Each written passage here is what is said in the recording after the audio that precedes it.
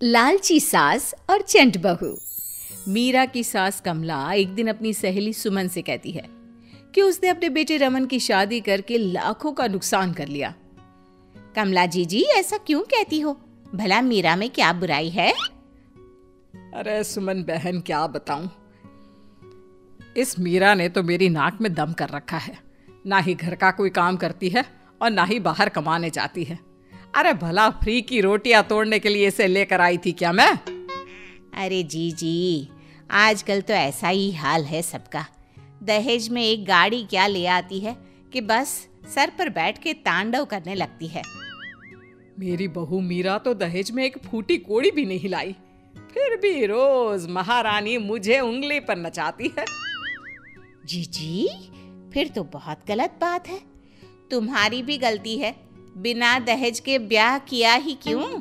अरे मैं तो अच्छा और बहुत दहेज लेती, आखिर मेरा बेटा इंजीनियर है। पर तेरे जीजा जी दहेज के खिलाफ है ना। बेकार कॉलेज के प्रोफेसर, अरे दुनियादारी की समझ ही नहीं है, बस अपने किताबों की दुनिया में ही रहते हैं। अरे जी अभी भी कुछ नहीं बिगड़ा, थोड़ा काम में लगाओ, खुद दहेज चल के आएगा। कमला को सुमन की बात समझ में आ जाती है और उसे सुमन का सुझाव अच्छा भी लगता है। कमला अगली सुबह से मीरा पर हुक्म चलाने लगती है। सुन बहू, फटाफट से सफाई कर ले, फिर रोटियां भी बनानी है। सासू माँ, सब मैं ही करूंगी क्या? आप क्या पूरा दिन मुझे काम बताने का ही कष्ट करती रहोगी? तो तू क्या चाहती है, मैं तेरी नौकरानी बन जाऊं? हैं? चुपचाप काम कर, नहीं तो अपने मायके का रास्ता नाप और निकल मेरे घर से। मीरा अपनी सास की धमकी सुन के थोड़ा डर जाती है।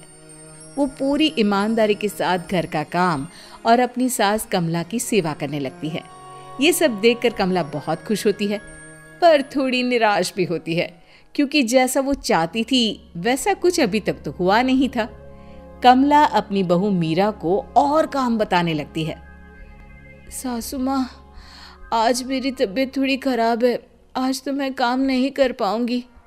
अच्छा, तो ऐसा करती हूँ, एक गाड़ी मंगा देती हूँ जो तुझे तेरे मायके छोड़ आए। अब तेरे दहेज में कोई नौकरानी तो आई नहीं जो तुझे आराम करने दूं। पर सासू माँ, मैं तो मैं मत कर और हाथ चला जल्दी जल्दी। आज तो कपड़े भी दुनिया भर के हैं, कौन धोएगा तेरे अलावा? मीरा बीमार हालत में भी काम करने लग जाती है। मन ही मन सोचती है कि क्यों न कुछ ऐसा किया जाए जिससे इस बुढ़िया की चिक बंद हो जाए। मीरा समझ तो चुकी थी कि उसकी सास अचानक ऐसा व्यवहार क्यों कर रही है, इसलिए अब वो प्लानिंग में लग जाती है। अगली सुबह मीरा तैयार होकर अपनी सास के पास जाती है। सासू माँ, मैं अपने मायके जा रही हूँ, 2-4 दिन में वापस आ जाऊंगी। वाह जी वाह, और काम कौन करेगा घर का? सासू माँ, 2 दिन की तो बात है बस। जा चली जा, पर फिर वापस आने के बारे में सोचना भी मत। मीरा जानती थी कि घर में वापस घुसने के लिए उसे क्या करना है। वो अपने मायके पहुंचती है और रोने लगती है। उसके माता पिता उसे रोने का कारण पूछते हैं, पर वो कुछ नहीं बोलती। तभी मीरा की माँ उसके हाथों की तरफ देखती है। मीरा, ये तेरे हाथों के नाखून कहाँ गए? तुझे तो नाखून बड़े करने का बड़ा शौक है ना? माँ, उस घर के बर्तन और कपड़े धो धो कर मेरे नाखून ही नहीं बल्कि हाथ भी घिस गया है। अब तुमने मेरे साथ ना कोई नौकरानी भेजी, ना कोई सुख की सुविधा। मीरा के माता पिता समझ जाते हैं कि मीरा को दहेज का सामान चाहिए। अगले ही दिन मीरा के माता पिता उसके लिए एक वॉशिंग मशीन और फ्रिज मंगवा देते हैं। मीरा ये देखकर बहुत खुश होती है और खुशी खुशी अपने ससुराल जाने की तैयारी करने लगती है। मीरा जब अपने ससुराल पहुंचती है तो उसकी सास उसे देखकर बहुत खुश होती है। अरे मेरी प्यारी बहू, आ गई तू? और ये फ्रिज, वॉशिंग मशीन, अरे भाई इन सब की क्या जरूरत है? सासू माँ, जरूरत आपको नहीं मुझे है, क्योंकि घर का काम तो मुझे ही करना पड़ता है ना। मीरा की बात सुन के कमला गुस्से से बोलती है। बहू रानी, तू मेरी बात सुन ले, मैं तेरे इस दहेज के सामान के सामने झुकने वाली नहीं हूँ। घर का काम तो तुझे ही करना पड़ेगा। अब कमला और दहेज लेने के चक्कर में मीरा का काम बढ़ाने लगती है।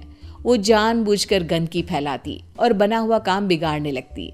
मीरा बहुत परेशान हो जाती है। वो अपनी सहूलियत के हिसाब से हर चीज अपने मायके से मंगवा लेती है। धीरे धीरे कमला की चाल कामयाब हो जाती है, पर वो मीरा की चाल नहीं समझ पाती। धीरे धीरे मीरा भी अपने मकसद की तरफ बढ़ने लगती है। वो अपने ससुर और अपने पति को अपनी तरफ कर लेती है।